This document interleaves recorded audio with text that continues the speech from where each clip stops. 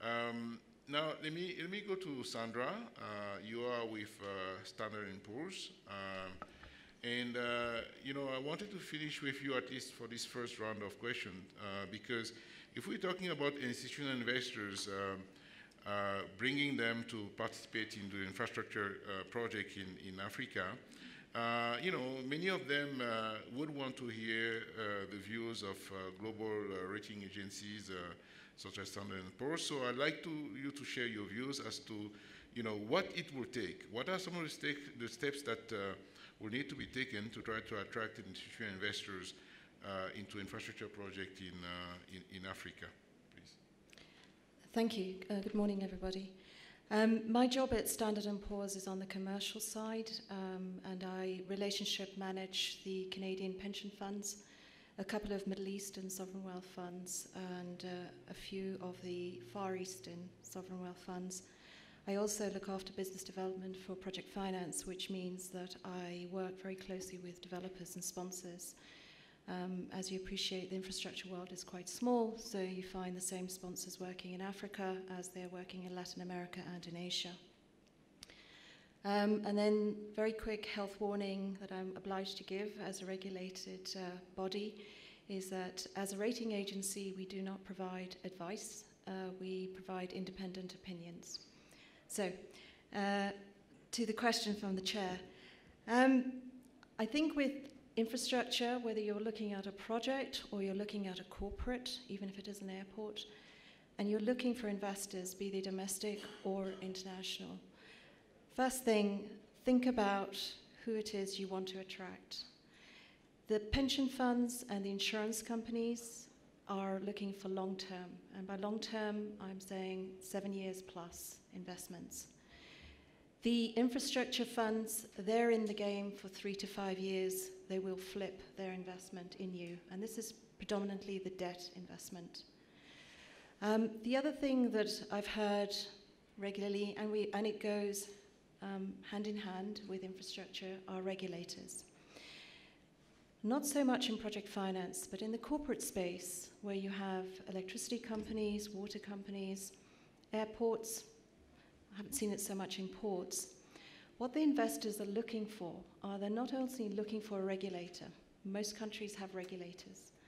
What they're looking for are for regulators who actually work and, to use it very plainly, have teeth and will use their teeth.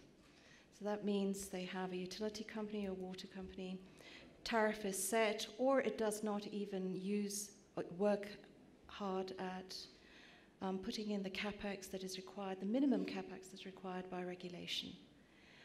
These are where some of the investors will stop at certain areas, even in Western Europe. They will not go into some areas in Europe where they are long-standing regulators. The regulators have not been able to show a history of actually exercising their power and making sure that these utilities or these transport companies meet whatever objectives that were set. What do we bring to the table? We bring to the table an independent opinion. We've been rating projects especially since 1992. So we followed the transition of these ratings. They go up, they go down.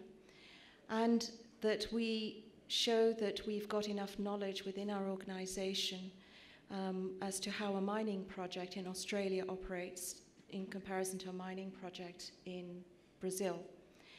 And that rating level should stand the test of whatever its default probability is, whether it is operating in Canada or in Brazil or in Australia. That's what an investor is relying on. The other piece that we try to do very much is to keep our ratings as stable as possible. And yes, we are rating projects that are 25 and 30 years, and we're the first to admit that our crystal ball is not always very clear.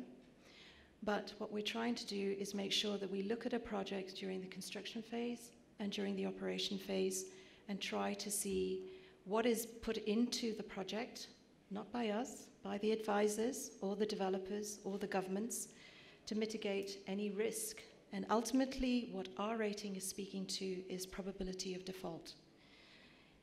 In basic terms, it means that you have a coupon due or you are due to repay, are you, the project, able to repay what payment on the day that it is due? If you're not, what mechanism have you put into the structure to either have a pocket of cash that can be drawn to make that payment, or whose door can your investor go to knock on the door and say, my payment is due today, please can you give me the payment? This is where guarantees come into place. This is where enhancements take place, either coming from multilaterals, coming from insurance companies, but that's what our project rating is speaking to. And I think what I'd like to say to a lot of you sitting here looking at Africa is the questions that you face and some of the challenges you face attracting investors are no different to what projects in Central East Europe and even projects in the UK have to deal with. At the end of the day, it's what you're structuring and ultimately what the project company, whether it's the developers or the regional government or the central government, is committed to. In terms of political risk, governments will change, the life of a project carries on. How strong has that project been structured to withstand this? And what international investors face in Africa is that most of the projects are domestic. So they're earning their currency they're earning their money in a local currency. So the hurdle is the currency risk. It's not always about the sovereign risk. It is the currency risk that is the hurdle. And then it's been said, and I'll say it again, is the commitment. What is the pipeline, and how much do governments actually stand by the plans that they do say they want to commit? Infrastructure is important to every one of us and to all our fellow countrymen, but it is about government or local government's commitment to follow through and make sure those things happen. And more importantly is to actually prioritize. We've seen this a lot in the Middle East, where you had a lot of infrastructure plans, a fair amount of the developers were government-related entities, and in some countries you had about 15 government-related entities all dealing in infrastructure, all saying they want to go to the capital markets. There has to be an orderly process. And whether you're a lending banker or you are a bond investor, you're going to work out, sometimes with the help of our rating, as to how important is that project to that country, and how many people, how many companies in that country are going to come to the markets. Which one is the most important, and which one could run that risk of the government saying, I've supported the first 10, I really don't have enough money in my pockets now. And so what are you going to do? And this all comes down to the structuring. And I think I'll stop there. Okay. Fantastic. Thank you, Sandra. Very informative remarks.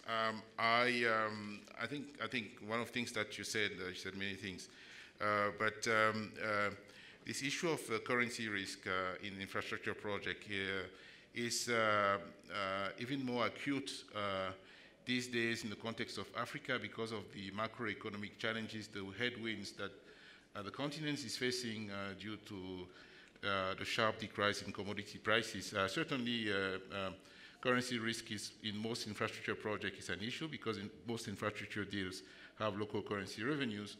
But I see more concern today in the context of Africa because of the macroeconomic issues. So, thank you. Doing business in Africa. You can't afford to be without Africa Investor.